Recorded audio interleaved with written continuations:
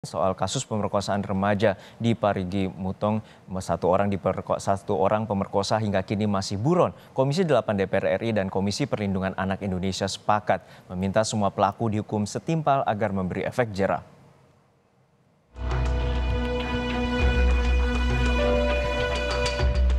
Dari 11 pelaku perkosaan remaja perempuan di Parigi Mutong, Sulawesi Tengah, polisi telah menangkap 10 pelaku. Sementara itu, satu tersangka lainnya hingga kini masih buron.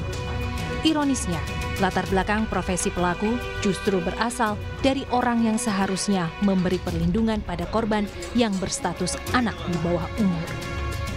Para tersangka diantaranya kepala desa, guru, bahkan polisi. Ibda MKS jadi tersangka paling terakhir yang ditetapkan polisi setelah hampir sepekan diperiksa sebagai saksi. Ibda MKS pun kini ditahan di Rutan Polda, Sulawesi Tengah. Untuk anggota BRIMOB-nya sendiri, oknum BRIMOB-nya sendiri, sudah dilakukan penetapan tersangka, gelar perkara, kemudian dilakukan penahanan di Rutan Polda, Sulawesi Tengah. Anggota Komisi 8 DPR RI, Aceh Hasan Syadzili, mengecam pemerkosaan anak. Komisi 8 RI juga minta para pelaku dihukum berat, bahkan seumur hidup, terutama satu tersangka yang berasal dari institusi Polri. Kami Komisi 8 mengecam atas tindakan biadab tersebut dan kita minta kepada pihak penegak hukum untuk memberikan hukuman seberat-beratnya kepada 11 orang tersebut, terutama kepada salah seorang oknum penegak hukum yang melakukan tindakan tersebut ya.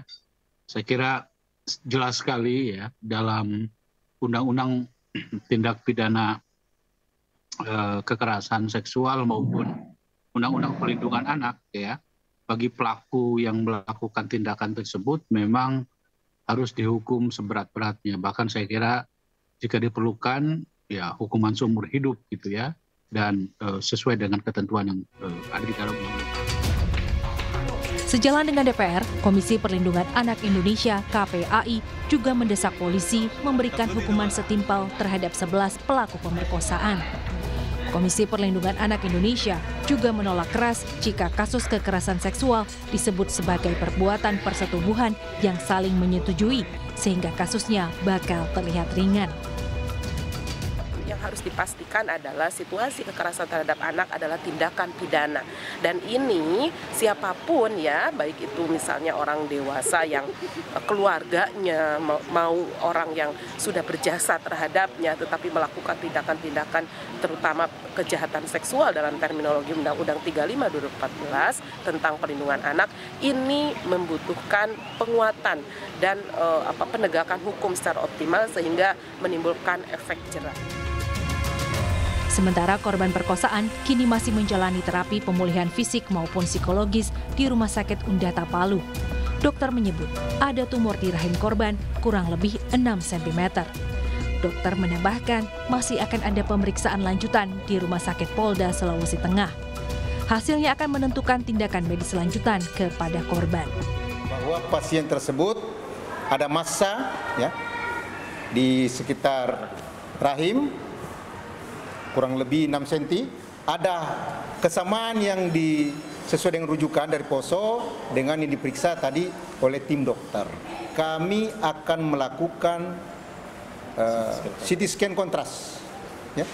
Jadi kelanjutannya adalah pemeriksaan lanjutnya adalah CT scan kontras, yang insya Allah akan dilakukan mungkin di CT scan Polda. Nanti hasil dari pemeriksaan itulah nantinya apa yang akan dilakukan sesuai dengan hasil dari CT scan kontras.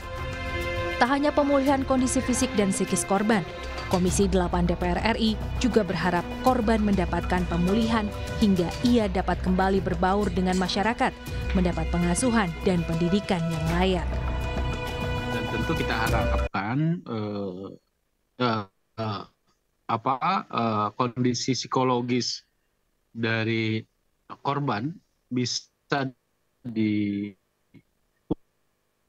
kembali, dan tentu sebagaimana mestinya dia akan hidup kembali untuk mendapatkan pengasuhan yang layak dan mendapatkan pendidikan serta bisa berbaur dengan masyarakat begitu. Jadi selain memberikan tindakan tegas dan sanksi seberat-beratnya, juga yang paling penting juga adalah melakukan rehabilitasi terhadap korban.